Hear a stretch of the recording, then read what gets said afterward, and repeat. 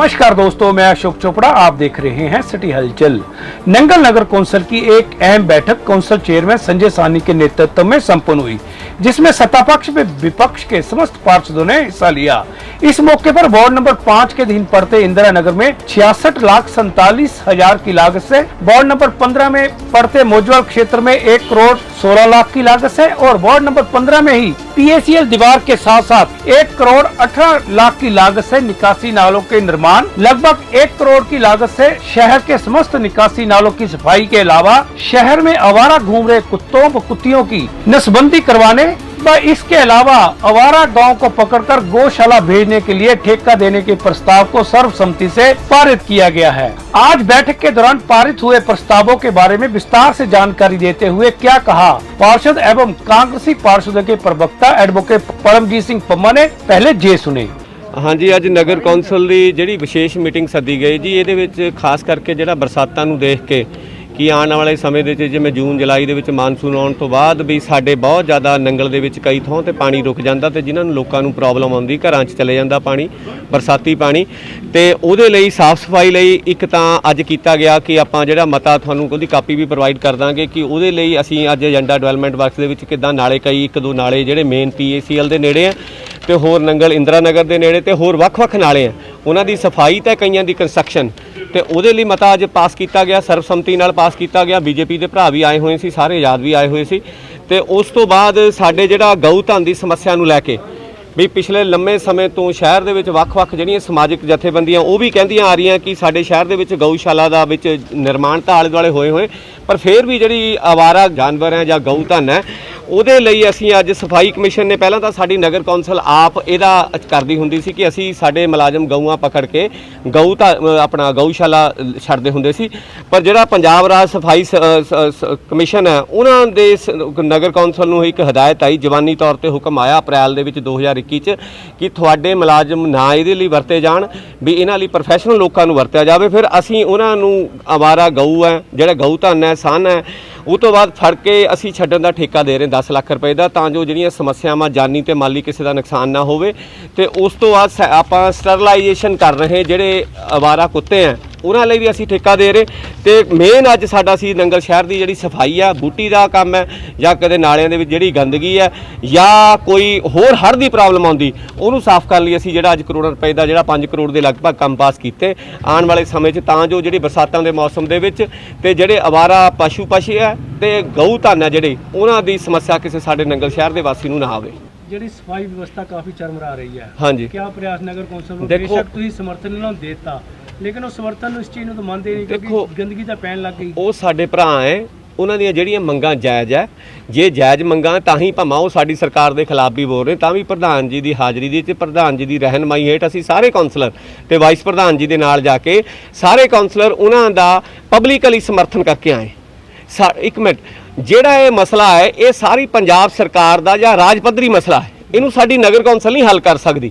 ਹਾਂ, ਫਿਰ ਵੀ ਅਸੀਂ ਜਿਹੜੀਆਂ ਉਹਨਾਂ ਦੀਆਂ ਜਾਇਜ਼ ਮੰਗਾਂ ਹੈ, ਜਿਹੜੀ ਉਹਨਾਂ ਦੀ ਤਨਖਾਹ ਘੱਟ ਹੈ ਉਹ ਵਧਣੀ ਚਾਹੀਦੀ, ਤੇ ਆਉਣ ਵਾਲੇ ਸਮੇਂ 'ਚ ਸਾਨੂੰ ਕੈਪਟਨ ਅਮਰਿੰਦਰ ਸਿੰਘ ਜੀ ਦੇ, ਰਾਣਾ ਕਮਰਪਾਲ ਸਿੰਘ ਜੀ ਦੇ ਪੂਰਾ ਵਿਸ਼ਵਾਸ ਹੈ ਕਿ ਉਹ ਕੈਪਟਨ ਸਾਹਿਬ ਅੱਗੇ ਇਹ ਮੁੱਦਾ ਉਠਾਉਣਗੇ, ਬੜੀ ਛੇਤੀ ਹੱਲ ਹੋਏਗਾ। ਉਹਨਾਂ ਦੀ ਜਾਇਜ਼ ਮੰਗ ਹੈ, ਪਰ ਜਿੰਨਾ ਸਾਡੇ ਦਾਇਰੇ ਕਾਨੂੰਨ 'ਚ ਅਸੀਂ ਰਹਿ ਕੇ, ਕਾਇਦੇ ਕਾਨੂੰਨ 'ਚ ਰਹਿ ਕੇ ਕੰਮ ਕਰ ਸਕਦੇ ਹਾਂ, ਅਸੀਂ ਉਹਨਾਂ ਦਾ ਸਮਰਥਨ ਓਪਨਲੀ ਕਰਕੇ ਆਏ। ਸਾਡੇ ਕੋਲ ਕੁਝ ਬੰਦੇ ਨੇ ਐਸੀ ਗੱਲ ਕਹੀ ਹੈ, ਸੱਚਾਈ ਕਿੰਨੀ ਹੈ ਕਿੰਨੀ ਨਹੀਂ ਹੈ ਤਾਂ ਨਹੀਂ ਪਤਾ, ਹਾਂਜੀ, ਲੇਕਿਨ ਉਹ ਕਹਿੰਦੇ ਵੀ ਠੇਕੇਦਾਰਾਂ ਨੂੰ 18,000 ਰੁਪਏ ਦਿੰਦੇ ਆ ਇੱਕ ਸਫਾਈ ਨਹੀਂ, ਜਦਕਿ ਇੱਧਰ ਮਿਲਦਾ। ਦੇਖੋ ਉਹ ਗਲਤ ਹੈ, ਉਹ ਗਲਤ ਹੈ। ਅੱਜ ਕੱਲ੍ਹ RTE ਦਾ ਜ਼ਮਾਨਾ ਹੈ, ਬੜਾ ਲੋਕ ਪਾਰਦਰਸ਼ਤਾ ਹੈ ਹਰ ਇੱਕ ਪਾਸੇ, ਉਹ ਕਿਤੇ DC ਰੇਟਾਂ ਦੇ ਮੁਤਾਬਿਕ ਉਹਨਾਂ ਨੂੰ ਮਿਲ ਰਿਹਾ, ਪਰ ਫਿਰ ਵੀ ਮੈਂ ਇੱਕ ਗੱਲ ਕਹਿਣਾ, ਉਹ ਵੀ ਘੱਟ ਹੈ, ਉਹ ਵੀ ਘੱਟ ਹੈ। ਉਹਨਾਂ ਦਾ ਜਿੰਨਾ ਕੰਮ ਹੈ ਭਰਾਵਾਂ ਦਾ, ਉਹਦੇ ਹਿਸਾਬ ਨਾਲ ਉਹ ਪੈਸਾ ਘੱਟ ਹੈ, ਪਰ ਸਾਡਾ ਨਹੀਂ ਨਾ। ਅਸੀਂ ਕੌਂਸਲ ਤਾਂ ਉਹਨਾਂ ਨੂੰ ਤਨਖਾਹ ਨਹੀਂ ਲਾ ਸਕਦੀ, ਜੋ ਕਾਇਦੇ ਕਾਨੂੰਨ ਹੈ, ਜੋ ਰੈਗੂਲੇਸ਼ਨਸ ਹੈ, ਮਿਊਨਿਸਪਲ ਲਾਅ ਹੈ, ਉਹਦੇ ਮੁਤਾबिक ਅਸੀਂ ਚੱਲ ਸਕਦੇ।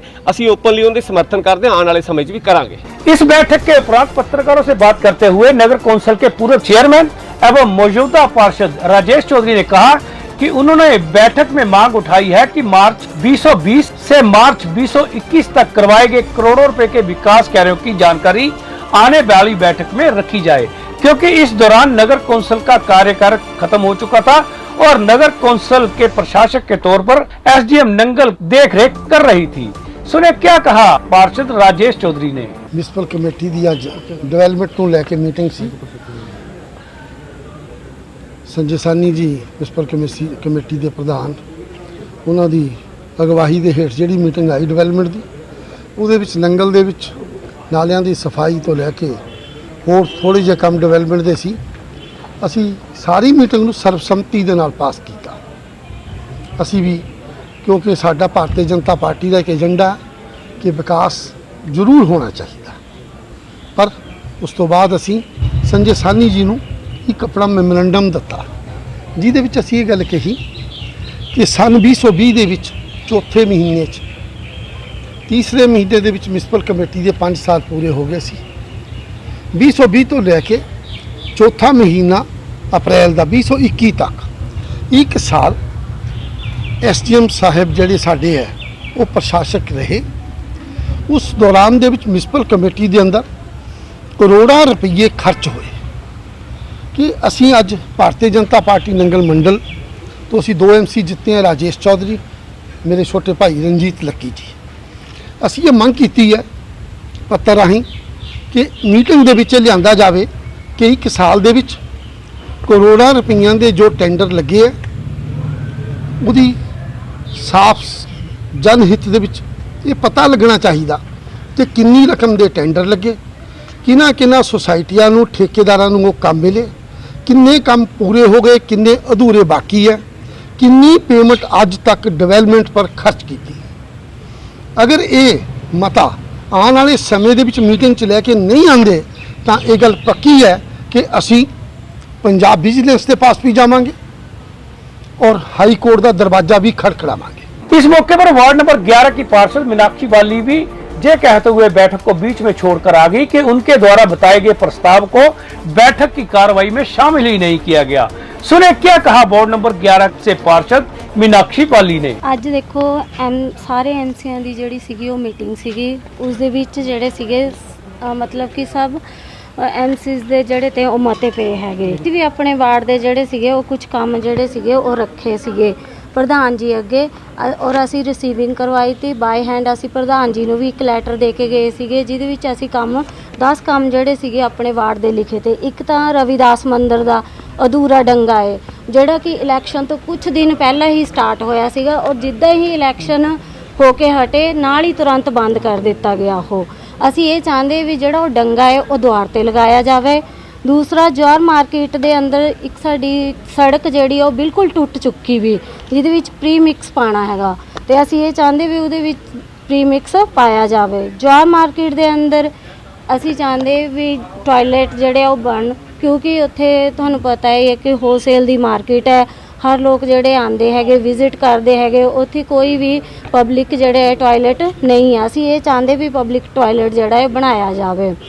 ਔਰ ਨੀਅਰ ਲక్ష్ਮੀ ਨਾਰਾਇਣ ਮੰਦਿਰ ਜਿਹੜਾ ਹੈਗਾ ਅਸੀਂ ਚਾਹੁੰਦੇ ਬੱਚਿਆਂ ਲਈ ਛੋਟਾ ਪਾਰਕ ਬਣਾਇਆ ਜਾਵੇ ਜਿਸ ਵਿੱਚ ਜਿਹੜੇ ਹੈਗੇ ਬੱਚੇ ਜਾ ਕੇ ਖੇਡ ਸਕਣ ਜਾਂ ਫਿਰ ਓਪਨ ਜਿਮ ਜਿਹੜਾ ਹੈ ਉਹ ਬਣਾਇਆ ਜਾਵੇ। ਇਸ ਤੋਂ ਇਲਾਵਾ ਅਸੀਂ ਕਿਹਾ ਸੀਗਾ ਕਿ ਇੱਕ ਸਾਡੀਆਂ ਨਾ ਦੁਕਾਨਾਂ ਹੈ ਕੌਂਸਲ ਦੀਆਂ ਹੀ ਦੁਕਾਨਾਂ ਹੈ, ਉਹ ਦੁਕਾਨਾਂ ਕਾਫੀ ਟਾਈਮ ਤੋਂ ਇਸੇ ਤਰ੍ਹਾਂ ਹੈ। ਉਹਨਾਂ ਦੁਕਾਨਾਂ ਵਿੱਚ ਜਿਹੜੀ ਹੈ ਬਿਜਲੀ ਦੀ ਕੋਈ ਸਪਲਾਈ ਨਹੀਂ ਹੈ, ਕੋਈ ਕੁਛ ਨਹੀਂ ਹੈ ਔਰ ਨਾ ਹੀ ਉਹਨਾਂ ਦੁਕਾਨਾਂ ਦਾ ਜਿਹੜਾ ਹੈ ਉਹ ਰੈਂਟ ਲਿਆ ਜਾਂਦਾ। ਅਸੀਂ ਇਹ ਚਾਹੁੰਦੇ ਸੀਗੇ ਕਿ ਉਹਨਾਂ ਦੁਕਾਨਾਂ ਤੇ ਬਿਜਲੀ ਲਗਾਈ ਜਾਵੇ ਔਰ ਕੌਂਸਲ ਜਿਹੜਾ ਹੈ ਜੋ ਵੀ ਉਹਨਾਂ ਦਾ ਰੈਂਟ ਬਣਦਾ ਹੈ ਉਹਨਾਂ ਤੋਂ ਲਿਆ ਜਾਵੇ। ਉਹਨਾਂ ਨੇ ਸਾਨੂੰ ਕੋਈ ਵੀ ਜਿਹੜਾ ਸਾਡਾ ਮਤਾ ਸੀਗਾ ਉਹ ਮੀਟਿੰਗ ਦੇ ਵਿੱਚ ਨਹੀਂ ਰੱਖਿਆ ਹੈਗਾ। ਮੈਂ ਪ੍ਰਧਾਨ ਜੀ ਅੱਗੇ ਔਰ ਈਓ ਸਰ ਅੱਗੇ ਰਿਕੁਐਸਟ ਕੀਤੀ ਸੀਗੀ, ਈਓ ਸਰ ਕਿ ਸਾਡੇ ਕੁਝ ਮਤੇ ਹੈ ਤੁਸੀਂ ਜਿਹੜੇ ਹੈ ਮੀਟਿੰਗ ਵਿੱਚ ਲਿਆਓ, ਏਜੰਡੇ ਵਿੱਚ ਲੈ ਕੇ ਆਓ, ਬਟ ਉਹਨਾਂ ਨੇ ਕੋਈ ਵੀ ਜਿਹੜਾ ਹੈ ਮਤਾ ਨਹੀਂ ਲੈ ਕੇ ਆਂਦਾ। ਔਰ ਜਿਹੜੀ ਮੀਟਿੰਗ 'ਚ ਗਏ ਮੀਟਿੰਗ ਸਾਈਨ ਕਰਕੇ ਆ ਗਏ ਉੱਠ ਕੇ, ਕੋਈ ਮੁੱਦਾ ਤਾਂ ਰੱਖਿਆ ਨਹੀਂ ਤੁਸੀਂ ਉੱਥੇ ਅੱਜ। ਦੇਖੋ ਜਿਹੜੀ ਮੀਟਿੰਗ ਸੀਗੀ ਮੀਟਿੰਗ ਵਿੱਚ ਅਸੀਂ ਸਾਈਨ ਕਰਕੇ ਆਣਾ ਜਦੋਂ ਸਾਡੀ ਕੋਈ ਉੱਥੇ ਸੁਣਵਾਈ ਨਹੀਂ ਹੈਗੀ, ਨਾ ਕੋਈ ਉੱਥੇ ਪੁੱਛਦਾ ਹੈ ਨਾ ਕੋਈ ਉਹ ਹੈ, ਆਪਣਾ ਹੀ ਉਹਨਾਂ ਨੇ ਰਾਜ ਕੀਤਾ ਹੋਇਆ, ਕਿਸੇ ਦੀ ਕੋਈ ਉਹਨਾਂ ਨੂੰ ਵੈਲਿਊ ਨਹੀਂ ਹੈ। ਔਰ ਦੂਸਰੀ ਗੱਲ ਇਹ ਹੈ ਕਿ ਕਿੰਨੀ ਦੇਰ ਬਾਅਦ ਤੁਸੀਂ ਵਾਕ ਆਊਟ ਕਰਤਾ ਸੀ?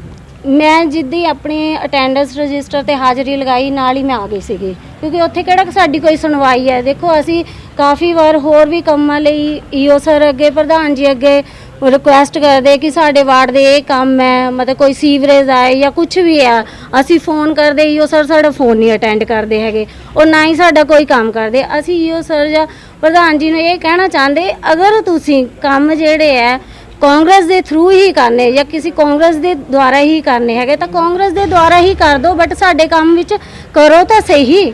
ਕੋਈ ਵਿਕਾਸ ਤਾਂ ਕਰੋ।